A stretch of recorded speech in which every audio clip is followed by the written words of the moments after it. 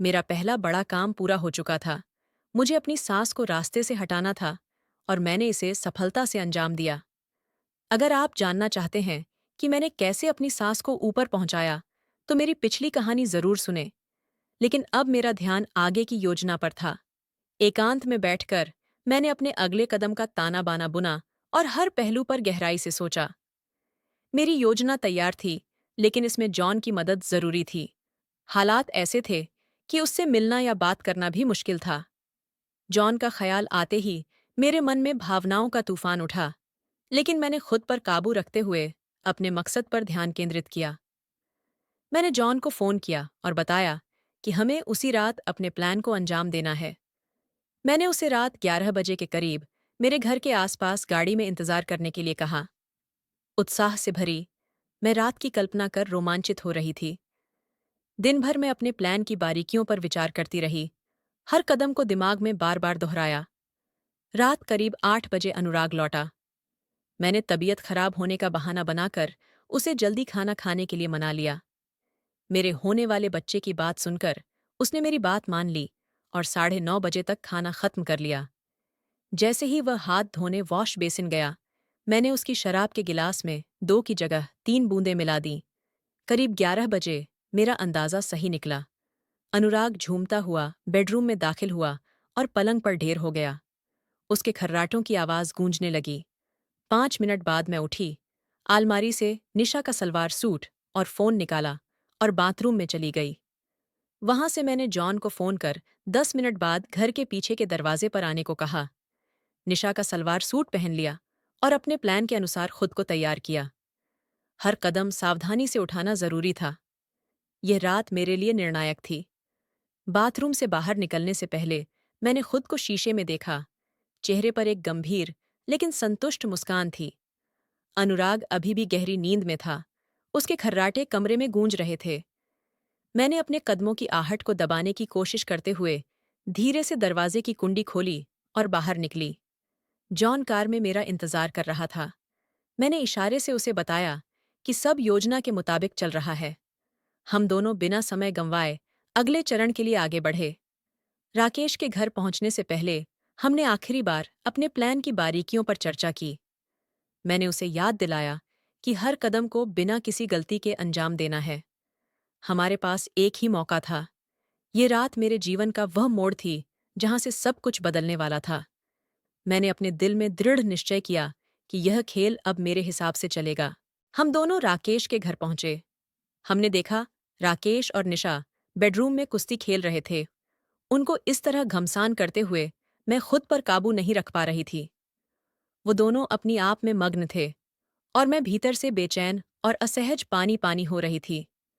तभी जॉन ने मेरी ओर देखा, जैसे मेरी हालत को समझ गया हो। उसने मेरा हाथ पकड़ा और मुझे दूसरे कमरे में ले गया। वहां उसने मुझे वो सुकून दिया, अपनापन महसूस कराया, जो मैंने कभी अनुराग के साथ नहीं पाया था। ऐसा नहीं था कि सिर्फ वही मेरे साथ सहवास के साथ पागल था। मैं तो उससे कहीं अधिक पागल थी, प्यासी थी। अरे, मैं आपको जॉन के बारे में बताना तो भूल ही गई। जब मेरी जिंदगी में जॉन आया, तो पहली बार मैंने महसूस किया कि प्यार क्या होता है। उसकी मुस्कान में वो सुकून था, जो अनुराग के पास कभी नहीं था। एक रात, जब अनुराग किसी काम से बाहर गया था, जॉन हमारे घर आया। उसने धीरे से मेरा हाथ पकड़ा। तुम्हारे हाथ ठंडे क्यों हैं, नंदिता? उसने पूछा। मैंने उसकी ओर देखा और आहिस्ता से कहा, ठंडे तो वो दिल होते हैं, जॉन, जो हर रोज तोड़े जाते हैं। उसने मेरी उंगलियों को अपनी हथेलियों में समेट लिया। अगर तुम चाहो, तो मैं तुम्हारी जिंदगी को गर्माहट दे सकता हूं।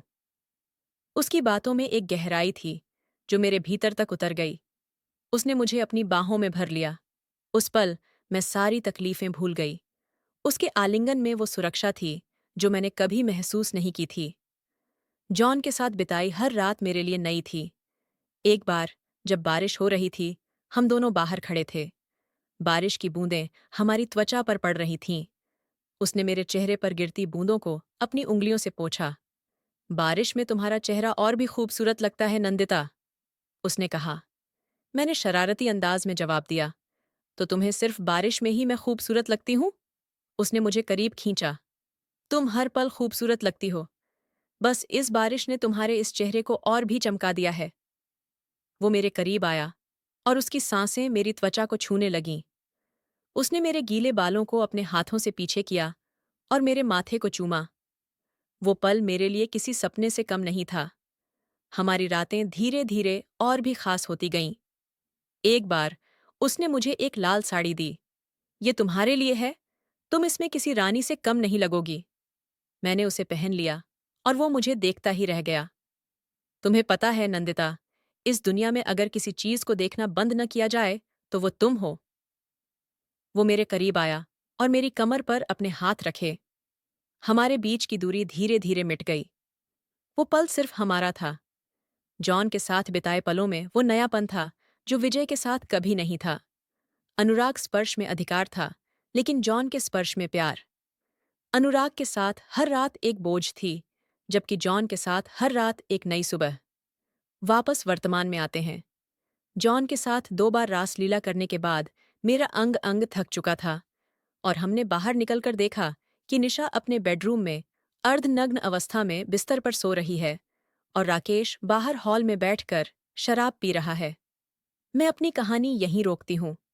आगे की कहानी मैं जल्द ही साझा करूंगी।